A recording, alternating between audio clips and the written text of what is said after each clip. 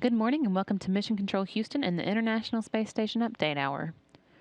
We're here with the International Space Station Flight Control Team inside the International Space Station Flight Control Room, which is led today by Flight Director Jerry Jason with Capcom Leslie Ringo. On board the space station, the members of the Expedition 33 crew are winding down on the end of 2 very busy weeks, currently orbiting 260 miles above the South Pacific Ocean and heading toward the coast of Mexico. They are Commander Sonny Williams and flight engineers Kevin Ford, Anki Hoshide, Yuri Malenchenko, Oleg Novitsky, Evgeny Tarelkin, and Williams, Malenchenko, and Hoshide launched to the station in July and will be heading home on November 18th. Today is their 111th day in space and 109th at the space station. Their crewmates, Ford, Novitsky, and Tarelkin, just joined them last week, so they're on their 11th day in space and just their 9th at the space station. However, they definitely got off to a running start in their stay, which will last until March.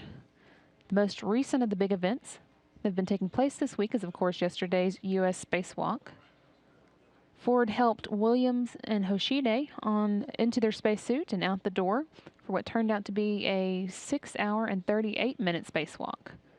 They started at 7:29 a.m. Central Time yesterday and wrapped up at 2:07 p.m., having rerouted the station's external cooling system to use an old radiator on the port side of the station's truss rather than the usual one, which teams here on the ground suspect may be the source of an ammonia leak they noticed in June.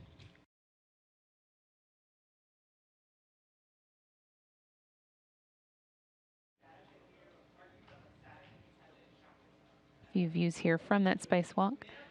Preceding that, there were a couple of significant events on Wednesday. First, the arrival of the Progress 49 resupply vehicle, bringing with it 2,050 pounds of propellant, 62 pounds of oxygen, 42 pounds of air, and 926 pounds of water, plus 2,738 pounds of spare parts, life support system items, experiment hardware, and maintenance equipment for a total delivery weight of 2.9 tons. It launched from Baikonur Cosmodrome at 2:41 a.m. Central Time on Wednesday and arrived less than 5 hours later at 8:33 a.m. for a docking with his Zvezda service module. Following that, the thrusters on the Progress 48 vehicle docked to the Piers docking compartment were fired to raise the station's attitude and avoid a small fragment of debris from the Iridium 33 satellite that flight controllers on the ground thought had a possibility of crossing paths with the space station in its former orbit. The maneuver was able to raise the station's orbit and get it well out of the way of the debris. However, only one set of thrusters on a single manifold of the Progress were used to execute the reboost instead of both sets on 2 manifolds. That meant that the station's total attitude change was reduced from what had been expected.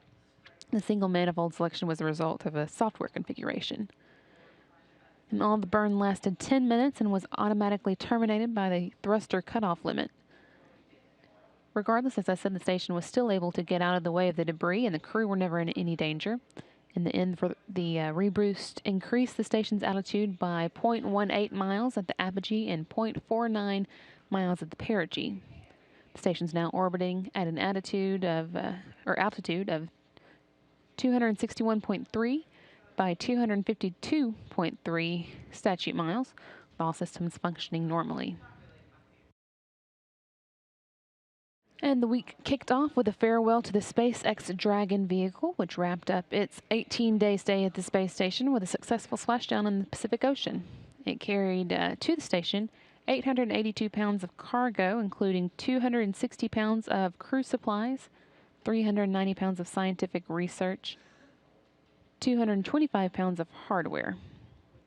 And perhaps more exciting, since it's been a while since we've been able to return large amounts of deliveries to the Earth, it undocked with 1,673 pounds of cargo, including 163 pounds of crew supplies, 866 pounds of scientific research, and 518 pounds of hardware.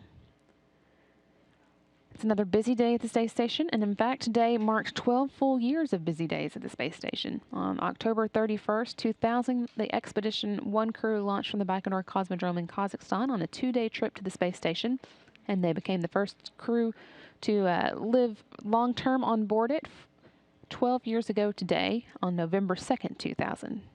Commander Bill Shepard and flight engineers Yuri Gudzinko and Sergei Kirkorov stayed in space for a total of 136 days for that Expedition 1.